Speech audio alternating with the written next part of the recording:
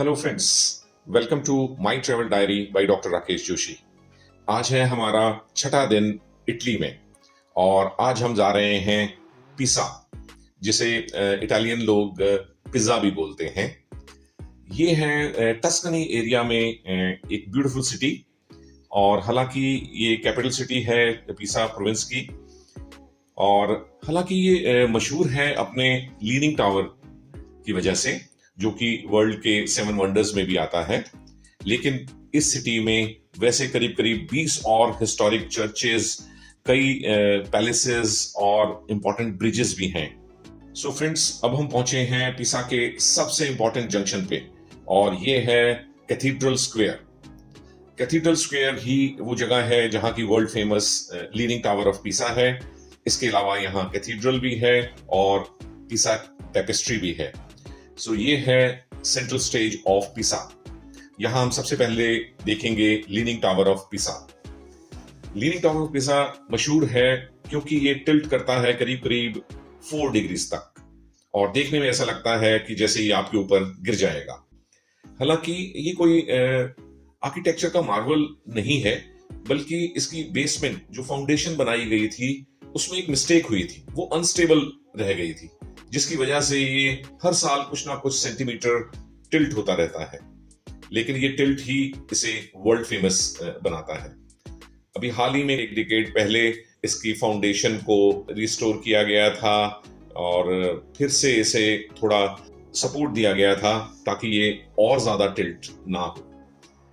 But anyway, this is a sight to be seen. Leaning tower of Pisa के सामने ही है पिसा cathedral. ये भी एक बहुत इंपॉर्टेंट स्ट्रक्चर है इस एरिया का। It is dedicated to Assumption of the Virgin Mary. ये कंस्ट्रक्ट हुआ था 1063 से 1092 के बीच में, और फिर इसे बनाया गया seat of the pope of पिसा इन 1118 में। कैथीड्रल एक नोटेबल एग्जांपल है रोमनेस्क आर्किटेक्चर का। आप इसका आर्किटेक्चर देखेंगे तो ये बिल्कुल टिपिकल रोमन आर्किटेक्चर है, और अंदर से तो ये कैथीड्रल और भी खूबसूरत है। इसके रूफ पे जो शैंडलियर्स हैं वो भी सैकड़ों साल पुराने हैं और देखते ही बनते हैं। सो ये एक देखने लायक कैथीड्रल है इसी स्क्वायर में। और फ्रेंड्स, इस स्क्वायर की तीसरी बिल्डिंग है पिसा बैप्टिस्ट्री ऑफ सेंट जोन्स। ये एक बहुत ही एलिगेंट स्ट्रक्चर है जो कि रोमन कैथोलिक स्टाइल में बनाया गया है, और इसकी कंस्ट्रक्शन स्टार्ट हुई थी 1152 एडी में, और ये बनकर तैयार हुआ पूरा 1363 एडी में। इसका मतलब इसे बनाने में करीब करीब 211 साल का समय लगा। अब ये फेमस है इसके डिजाइनर की वजह से। ये डिजाइनर थे ड्यूटस सैल्वी। ड्यूटस सैल्वी बहुत ही स्टाइलिश आर्किटेक्चर थे, और इस बिल्डिंग के 2 पिलर्स पे उन्होंने अपने सिग्नेचर भी एनग्रेव किए हुए हैं, जिन्हें देखना सबसे रोमांचित करता है, क्योंकि उसके नीचे उन्होंने डेट भी डाली है 1153 एडी। अब आए हैं हम पिसा सिटी के एक सेंटर में, और यहां हम देखने आए हैं एक यूनिक बिल्डिंग जो कि है प्लाजो ब्लू।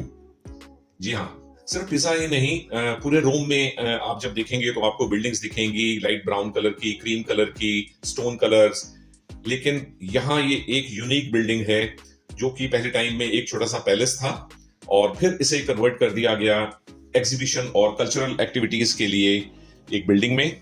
और आजकल इसमें समय समय पे एग्जीबिशंस लगती हैं, और ये स्टैंड आउट करती है क्योंकि पूरे पिज़्ज़ा ही नहीं, पूरे इटली में आपको ब्लू कलर का कोई भी बिल्डिंग देखना बहुत ही नायाब होगा। शायद ही कहीं और कोई एक ब्लू बिल्डिंग हो।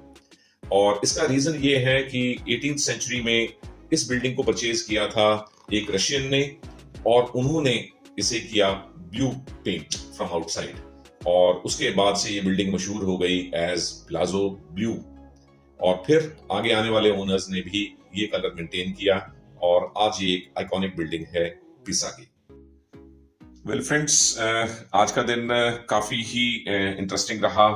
हमने बहुत ही इंपॉर्टेंट मॉन्यूमेंट्स देखे, और पिसा में बस एक ही दिन काफी है आपका स्टे करने का, और कल हम जाएंगे इटली की एक और बहुत ही फेमस सिटी फ्लोरेंस के लिए। So friends, bye bye till we meet in Florence. Thanks for watching this episode.